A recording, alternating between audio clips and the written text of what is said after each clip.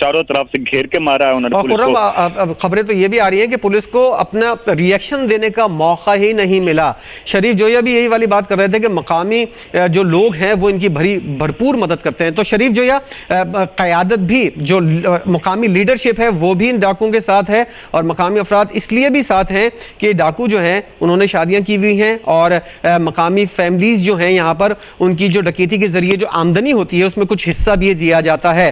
तो क्या वजूहात है कि तीनों सूबे मिलकर इस तरह कोई कार्रवाई नहीं करते, कोई ग्रैंड ऑपरेशन नहीं करते कि इनको हमेशा के लिए यहां से खत्म कर दिया जाए? कुछ वजूहात तो खुर्रम अब्बास ने बताई, और मजीद वजूहात आपके पास कुछ मौजूद हैं? जी, इसमें जो मेन वजूहात हैं वो यही हैं कि चूंकि मुख्तलिफ कबाइल के अकवाम के लोग मौजूद हैं और उनको मकामी अफराद की, मकामी जो पॉलिटिशियंस हैं उनकी जो है वो सपोर्ट हासिल है। और माजी में हम ये देखते रहे हैं कि जो डाकू हैं उन्होंने बाकायदा अपना एक सिस्टम बना रखा है कि अगर उनके खिलाफ कोई मुखबरी की जाती है तो उन्हें फिर सरेआम जो है वो उस इलाके में जाकर कत्ल कर देते हैं। अगर आपको अंदाजा हो तो कुछ अर्सा पहले सादकाबाद के एक पेट्रोल पंप पर कई अफराद को जो है वो इन्हीं डाकुओं ने कत्ल कर दिया। तकरीबन 7 अफराद को कत्ल किया था। इल्जाम लगाया गया था कि वो डाकुओं की कमीन गाहों के हवाले से या उनकी निशानदेही करते हैं।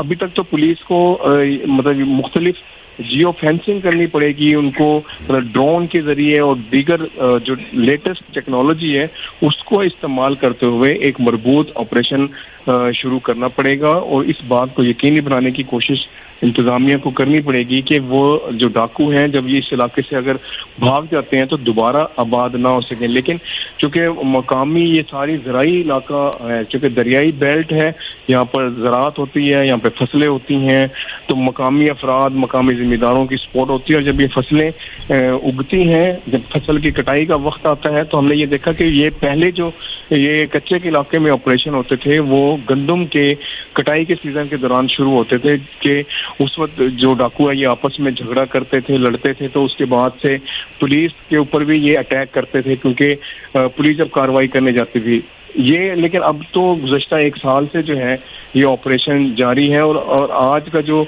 ये अफसोसनाक वाक़या है ये मेरे ख्याल में हुकूमत को, जो सूबाई हुकूमतें हैं उनको एक राह मुतय्यन करने के लिए एक वाज़ेह पैगाम है कि बस अब बहुत हो चुका, अब दहशतगर्दों के खिलाफ, इन डाकुओं के खिलाफ जो है वो भरपूर कार्रवाई ज़मीनी, ये हमारे मैदानी इलाके हैं, अगर इन मैदानी इलाकों में इस तरह की कार्रवाई होने लगी तो फिर जराइम पेशा अफराद अपने जड़ मजबूत कर लेंगे और अगवा बराए तावान और दीगर जो मसाइल हैं उसका हमें सामना करना पड़ेगा। शरीफ जोया साथ रहेगा। खुर्रम अब्बास, बहुत डिटेल के अंदर शरीफ जो है ने तमाम सूरत हाल से मुतालिक बताया। डाकू जो है वो सिर्फ कच्चे के इलाके तक महदूद नहीं है बल्कि वो पक्कों के इलाकों